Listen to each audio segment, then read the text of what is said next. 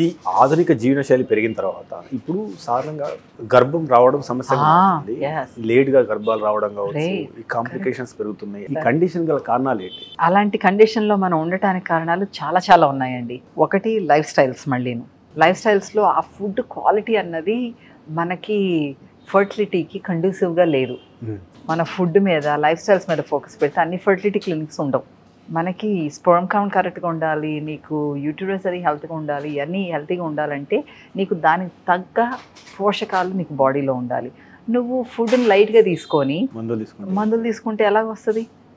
First ఫుడ్తో పాటు నువ్వు ఒక ఈ ఎక్సర్సైజ్ అయితే, ప్రాణాయామం అయితే, మెడిటేషన్ అయితే, లైఫ్ మీద కొంచెం ఫిలసాఫికల్గా అండర్స్టాండింగ్ ఉండాలి.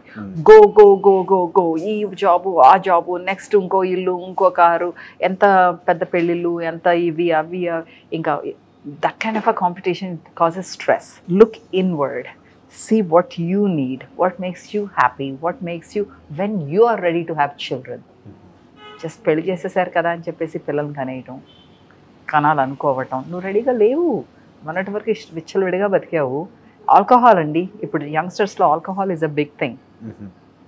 No amount of alcohol is safe, and especially for those who are trying to conceive. ఇలాంటి ఎప్పుడు చూస్తే బయట తింటారు. ఆ ఫుడ్ ఎక్కడి నుంచి అన్నది చూసుకోవటం లేదు. ఇంట్లో తినేటప్పుడు కూడా నువ్వు ఏం ఇంగ్రీడియంట్స్ వాడుతున్నావు, ఎలాంటి నూనెలు వాడుతున్నావు, అసలు ఏం పట్టించుకొని, అది నీ బాడీ నీ టెంపుల్. నీ బాడీ అన్నది అంతకన్నా ఇంపార్టెంట్ టూల్ నీకు లేదు, body along with your mind, right? అంతకన్నా అలాంటి దాన్ని నువ్వు అంత ఈజీగా తీసుకుని ఎలా పడితే అలాగే ఎలా చేసేస్తావు?